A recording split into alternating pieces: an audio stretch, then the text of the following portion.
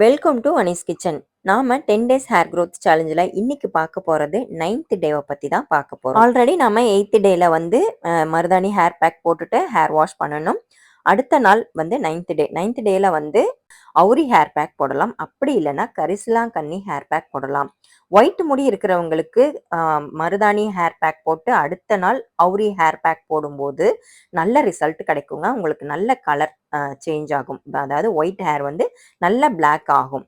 நீங்கள் சின்ன பிள்ளைங்களுக்கு போடுறீங்க அப்படின்னா மருதாணி அப்ளை பண்ணிவிட்டு அடுத்த நாள் வந்து கரிசலாங்கண்ணி அப்ளை பண்ணும்போது உங்களுக்கு நல்ல ரிசல்ட் கிடைக்கும். பிள்ளைங்களுக்கு நேச்சராகவே முடி கருகருன்னு இருக்கும். ஸோ இப்போ இந்த ஹேர் பேக் எப்படி ப்ரிப்பேர் பண்ணணும்னு பார்க்கலாம். தேவையான அளவுக்கு கரிசலாங்கண்ணி எடுத்துருக்குறேங்க. நான் ஃப்ரெஷ் இலைகளாக பறித்து எடுத்துருக்கிறேன். நீங்கள் பவுடராக இருந்தால் கூட அதை தண்ணியில் மிக்ஸ் பண்ணிவிட்டு அப்ளை பண்ணலாம். இதுக்கு சுடுதண்ணி யூஸ் பண்ணணும் அப்படிங்கிற அவசியம் இல்லை. நார்மல் வாட்டரில் மிக்ஸ் பண்ணிவிட்டு ஒரு 10லேருந்து 15 நிமிஷம் அப்படியே வச்சுட்டிங்கன்னா அந்த பவுடர் வந்து நல்லா மிக்ஸ் ஆனதுக்கப்புறமா நீங்கள் எடுத்து அப்ளை பண்ணலாம். நல்லா மிக்ஸ் பண்ணணும். கெட்டியாக தலையில் அப்ளை பண்ணுற அளவுக்கு மிக்ஸ் பண்ணணும். ஃப்ரெஷ் இலைகளாக பறித்து எடுத்துக்கிறீங்க அப்படின்னா 100 கிராமோ 50 கிராமோ உங்கள் முடி எந்த அளவுக்கு இருக்கோ அந்த அளவுக்கு குவான்டிட்டி எடுத்துக்கோங்க.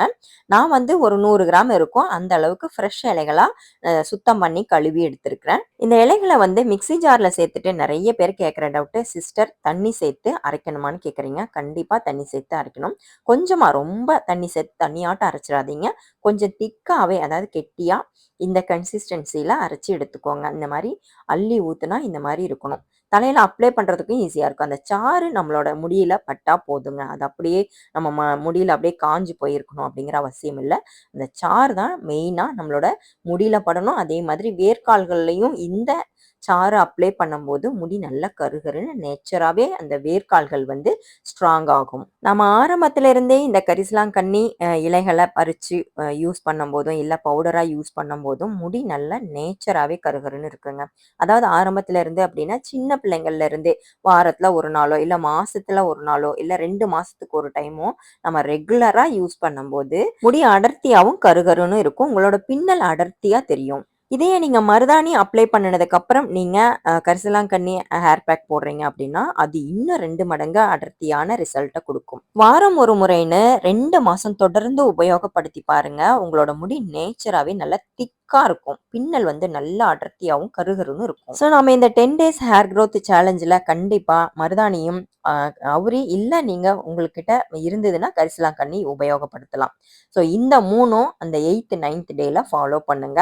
கண்டிப்பாக நல்ல ரிசல்ட் கிடைக்கும். இது கூடவே நாம் 10 டேஸில் எதெல்லாம் ஃபாலோ பண்ணணும்னு சொன்னோம். ஃபார் எக்ஸாம்பிள் ப்ரோட்டீன் பவுடராக இருக்கட்டும், கருவேப்பிலை மோராக இருக்கட்டும், இல்லை கருவேப்பிலை கஷாயமாக இருக்கட்டும், ஒரு நாளைக்கு 6 பேரிச்சம்பழம் 6 பாதாம் சொல்லியிருந்தோம்ல, அதையும் ஃபாலோ பண்ணுங்க. அது கூடவே நெல்லிக்காய் ஜூஸும் ஃபாலோ பண்ணுங்க. இந்த வீடியோவை புதுசாக பார்க்குறவங்க கேட்பீங்க, இது எல்லாமே சாப்பிடணுமா சிஸ்டர் அப்படின்னு. இல்லைங்க, இதில் ஏதாவது 1 2 ஃபாலோ பண்ணுனா போதும். பேரிச்சம்பழம் பாதாம் சொல்லியிருந்தோம்ல, அதை நீங்கள் கண்டிப்பாக ஃபாலோ பண்ணணும். நெல்லிக்காய் ஜூஸ் ஃபாலோ பண்ணணும். அதுக்கப்புறம் இருக்கிறது எல்லாமே உங்களோட ஆப்ஷனல் தான். கரிசலாங்கண்ணி ஹேர் பேக் பார்த்தீங்கன்னா அடி முடியிலேருந்து நுனி முடி வரைக்கும் நிறைய அப்ளை பண்ணணுங்க. அதாவது சாறு கருகருன்னு இருக்குல்ல, அது வந்து நல்லா முடியில் அப்ளை ஆகணும். நிறைய பேர் கேட்குற டவுட்டு, சிஸ்டர் ஷாம்பு யூஸ் பண்ணி வாஷ் பண்ணலாமா? நிறைய பேர் இப்போ வரைக்கும் கேட்டுட்ருக்கீங்க. முடிஞ்ச அளவுக்கு ஷாம்பு யூஸ் பண்ணாமல் வாஷ் பண்ணினீங்கன்னா உங்களுக்கு நல்ல ரிசல்ட் கிடைக்கும். அடுத்த நாள் நீங்கள் ஷாம்பு யூஸ் பண்ணிக்கலாம். இல்லை எனக்கு ஷாம்பு யூஸ் பண்ணி தான் வாஷ் பண்ண பிடிக்கும் அப்படின்னு நினச்சிங்கன்னா கொஞ்சமாக ஒரு மக்கில் கலந்துட்டு அப்ளை பண்ணிவிட்டு நல்லா ரொம்ப போட்டு அரைக்கி தேய்ச்சி சுத்தமாக கழுவி எடுத்துடாம மைல்டாக வாஷ் பண்ணிக்கோங்க. அதே மாதிரி சின்ன பிள்ளைங்களுக்கு இந்த ஹேர் பேக்கை ரெகுலராக ஃபாலோ பண்ணுங்கள். கிரே ஹேர் இருக்குல்ல, அவங்களுக்குலாம் இந்த ஹேர் பேக் நல்லா ஒர்க் அவுட் ஆகுங்க. பாரம்பரியமான முறையில் நேச்சராகவே நம்ம கூந்தல் பராமரிப்பில் மிகப்பெரிய இடத்துல இந்த வெள்ளை கரிசலாங்கண்ணி இருக்குது. நீங்கள் மஞ்சள் கரிசலாங்கண்ணியும் உபயோகப்படுத்தலாம், வெள்ளை கரிசலாங்கண்ணியும் உபயோகப்படுத்தலாம். அவுரி பொடி இருந்ததுன்னா நீங்கள் அதை கூட தண்ணியில் கலந்துட்டு உபயோகப்படுத்தலாம். மருதாணி யூஸ் பண்ண அடுத்த நாள் இந்த ஹேர் பேக்கில் ஏதாவது ஒரு ஹேர் பேக் போடுங்க. கண்டிப்பாக உங்களோட கிரே ஹேராக இருந்தாலும் சரி, ஒயிட் ஹேராக இருந்தாலும் சரி, நேச்சராகவே பிளாக்காக மாறிடும். கமெண்ட்டில் நிறைய பேர் சொல்லியிருக்கிறீங்க, அவுரி உபயோகப்படுத்தும் போது எங்களுக்கு கொஞ்சம் அரிப்பு இருக்கிற மாதிரி இருக்குது அப்படின்னு சொல்லியிருக்கீங்க. அரிப்பு இருக்கிறவங்க இந்த மாதிரி கரிசலாங்கண்ணியை உபயோகப்படுத்துங்க.